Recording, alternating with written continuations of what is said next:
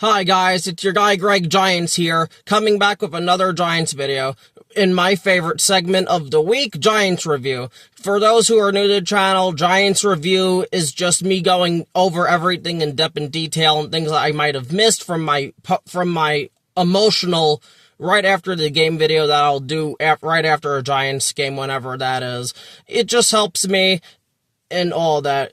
But before we get into any of that, I have two heartbreaking news to report about the Giants. First off, being Malik Nabers. It was confirmed today that we all expected. He did in fact tear his ACL during the Chargers game in the second or third quarter. I think it was the second quarter. So that's gonna suck. He's gonna be out the rest of the year. It just sucked because Dart was starting. It's just terrible. So he should be back for training camp, or I think June or July he'll be back, but he'll definitely be ready before the 2026 season. We did get lucky in a way because it was a clean tear from what I hear, so no MCL also, and no other ligaments were screwed up with that.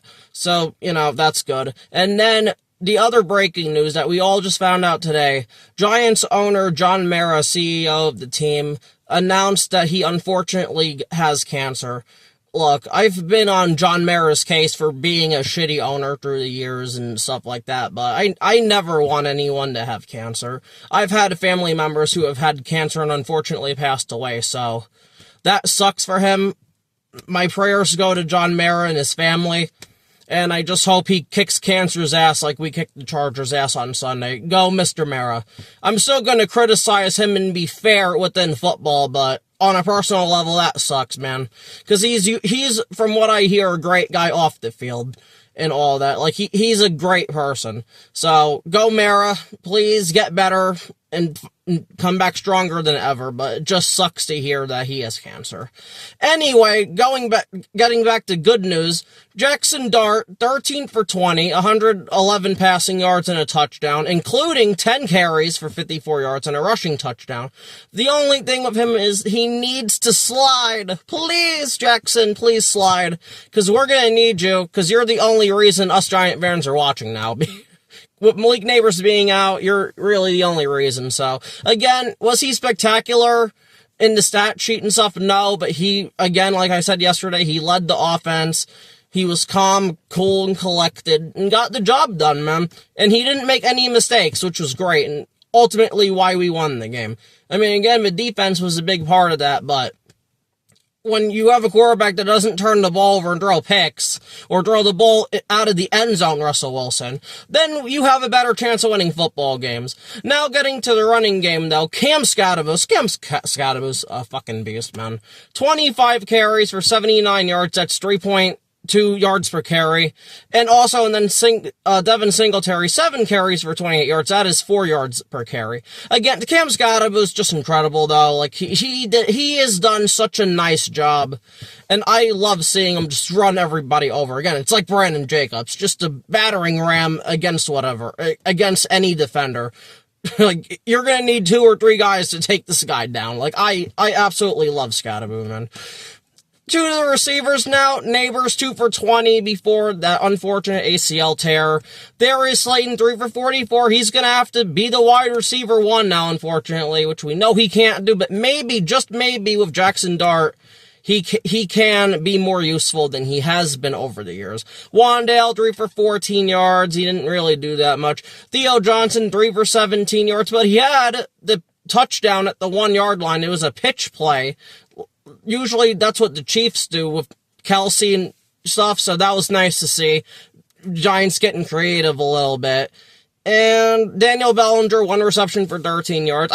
With Nabers being out, I think we need to use more of a 2 tight end, 3 tight end set, just because we're really going to have to run the ball. And that's going to suck because these teams are going to catch on quick. But hopefully that'll give that'll give Slayton, Wandale, and Theo more of a chance to get one-on-one matchups and just be able to get open, but we'll see. To the O-line, Andrew Thomas, again, perfect as usual. Like, again, I love when Andrew Thomas is on the field, man. If we end up losing him, I'm gonna jump off my balcony, but for right now, Andrew Thomas, perfect. John Runyon, perfect. JMS, he allowed 1 pressure. Greg Van Roten, 2 pressures, and Illuminor, 3 pressures, and I think a sack. Like, Illuminor, this was his worst game of the year. And I was hard on Illuminor yesterday, but I really shouldn't have been, but I was just pissed off. This Chargers defense, they have a good D-line, not really a lot of household names on it, but they've been getting the job done. And this Giants offensive line handled them for the most part. When a top 5 offensive line, the Broncos got demolished last week against them. So hats off to the Giants offensive line. I love Carmen Barcelo. Again, if we end up cleaning house, the only 2 coaches I want to keep are Carmen Barcelo and Andre Patterson. That's it. I love those guys, man. I really, really do. Like, the O-line was solid today for the most part. Now, shifting over to the defense, Brian Burns and Tibbs had sacks, had 1 sack each, created a bunch of pressures all day, and then including Abdul Carter, who had 9 pressures, man. Abdul Carter's gonna end up being a beast. And again, I wanted Travis Hunter really bad, but I've had a lot of people, including a close friend of mine who's a Jets fan, that absolutely loved Abdul Carter. If he keeps this shit up, man, he's gonna be better than Micah Parsons in no time. And that's a lot to put on the kid's plate, but he's been great. He should have had a sack or 2, especially this game, with that intentional grounding by Herbert, where he just wanted to get the ball out. That needs to be a sack, but man, he was all over the place. This defensive line was all over the place. Like, the edge rushers, and they were just awesome getting past people. Unfortunately for the Chargers, Joe Alt, their left tackle, ended up getting hurt early in the game, but Kayvon, on one play, had his way with him a little bit. But still, Joe Alt's a very, very good tackle, and it sucks for the Chargers. Of course, he gets hurt on our field, because that's just what happens. But he's going to be out for several weeks, so that's going to hurt the Chargers, who are already down Rashawn Slater, who tore his ACL earlier in the year. So that really sucks for the Chargers. But overall, I think they'll be fine. Jim Harbaugh's a great coach, and they'll just be able to overcome that. And now, Dexter Lawrence finally showed up, so really nice job by Dexter Lawrence yesterday. I mean, just getting a bunch of pressure. Had an interception. He tipped the ball up in the air for a pick, and he almost had a pick 6, but he's just so slow. But that's what happens when you're 340 pounds. But he was flat out amazing today, getting past double teams. See, that's what the fuck we need from him. Like, that's why I was surprised, like, against Washington and the Chiefs. The Cowboys usually shut him down, so I wasn't surprised. But it's like, against Washington and the Chiefs, he should have dominated that game. The Chargers had 1 or 2 guys on him all day, and just, they couldn't do shit to him. Like, I love Dexter Lawrence. I get on him a lot, because I expect the best from him every week, and that's not fair, but that's just the type of player he is. When he dominates like that, it is hard to stop this defensive line. Now to the linebackers. Linebackers solid today. I mean, just, but Darius Mousel had a great tackle on a screen pass by the Chargers. That's the shit I'm talking about. Just make tackles. That's all we need our linebackers to do. Just come up and make the tackle. That's it. I'm not expecting like Fred Warner or like Devin White, if he's still even good, just come up and make tackles and stop the run. That's all I need my linebackers to do right now. That's it. Back to the defensive line for a second. Darius Alexander played in this game. He looked good. And again, everyone was getting on him. 25, 26 years old. He should be good already. Blah, blah, blah. Now, you gotta give people time. Alright? Darius Alexander had a good game today. Hopefully he keeps that shit up against the Saints, Eagles, and so on and so forth. But, yep, so the whole entire defensive line did pretty good, though. Now to the secondary. I said in my preview video, Andrew Phillips needed to step up today. He needed to step up, and that's exactly what he did. This was his best game of his career. This is why I'm always pro Andrew Phillips, and I try to give him a break when I can. He shut McConkey down. He shut whoever the hell was down in that slot, and he was fantastic. He had a pick, sticky coverage all game. Like, Andrew Phillips is fit. If we can see more of this from him, that's a great pick in the 3rd round. Andrew Phillips, man, good shit, man. Keep that up. As for Paulson and Debo and Cordell Flott, they didn't really get burned or anything, so that was, no really impact plays, but they shut it down for the most part. Like, Keenan Allen and Trey Harris didn't really do much of anything, so that's great to see. But now I gotta get to some negatives, though. And it sucks, but, you know, I'm gonna try to be calmer about these.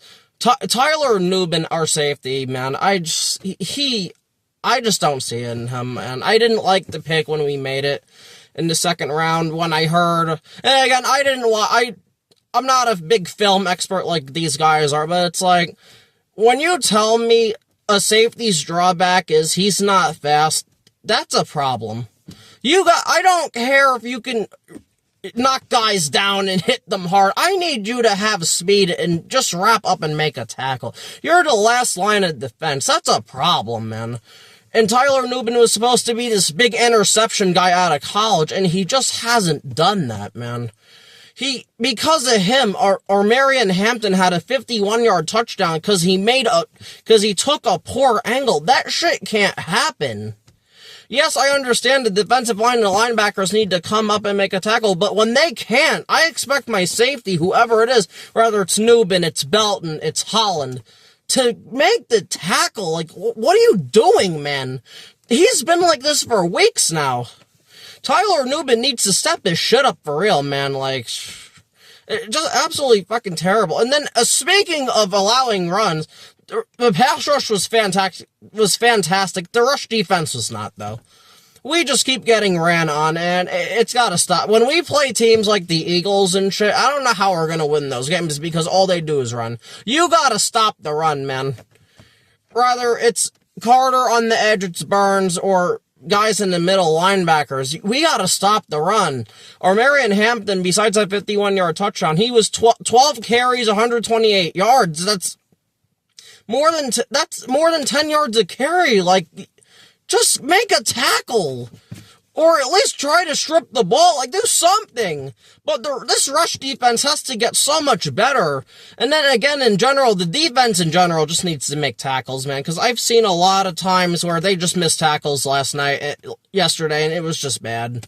Gotta make tackles. I think one of their guys, I forgot, I don't know if it was Hampton on a different play or whoever it was, he just ran over like 3 or 4 Giants to get like an extra 12 to 15 yards. That shit can't happen, man. Like, gotta fix that. Like, come on, man. And then lastly, just the coaching. Brian Dable, I did curse his ass out yesterday, but for the most part, and I have to give him credit where it's due, he outcoached Jim Harbaugh, which I never thought was going to happen in a million years, but he did. He called a conservative game plan with Jaxson Dart that ended up working, took the ball out of Herbert's hands, so I gotta give Dable his credit for that. Dable was one of the reasons we did win this football game, but I will say, though, rather this is on Dable or Bowen, this specific thing. If it's 4th and 2, you gotta fucking tell your team not to jump off sides. Abdul Carter needs to do better there, but it's his 4th game, man. Like, he's a rookie. If this was like, you know, a second-year guy or like we're 10, 11 games, and yeah, then but you're like fucking coach the players up. We should not be jumping off sides on 4th down, because that led to a touchdown on the very next play by Justin Herbert. You can't do that, period. But regardless, rather than that, Brian Dable had 2 clutch challenges that ended up coming up for him, and it worked out, so that was great. Now, so that's pretty much it for Dable. Now to Mike Kafka. Mike Kafka, for the most part, called a good game, but again, in the red zone, man. This guy sucks in the red zone. Just like that Dex interception we ended up being at the 3-yard line. We could not score a touchdown. This shit's gotta stop, man. I know we did run it with Scottaboo, so there is credit there, but everyone knows we're running, especially now we have Jaxson Dart who's gonna run. Everyone knew we were gonna run. Do a play action fake. Do a fucking boot or something, and that's what Dallas does against us all the time. They'll do a play action boot to the running back and then fire it to Ferguson in the end zone. Like, come on, man. The red zone creativity needs to be smarter than this, man, because shit is fucking ridiculous. Like, we gotta step our shit up. And then lastly, just Shane Bowen. I gotta give Shane Bowen his credit. these last 2 games, he has been better. But for me, he's still just too many guys off the line of scrimmage by like 7 to 10 yards, which did allow a couple first downs. Like, it was 2nd and 24. We allowed 19 yards because the guy was wide open. That type of shit can happen. But for the most part, Bowen's been better. On the Brian Burns sack, which really sealed the game for us, he sent 6. So again, he is getting better. I still don't want Bowen here at the end of the day, but at least he is improving. Slowly, but he's improving, so that's good to see. Anyway, that's going to be it for me. Thank you all for watching. Please like and subscribe. I'm trying to get this channel up. So, again, thank you for watching, and I hope you all have a good night. Thank you very much.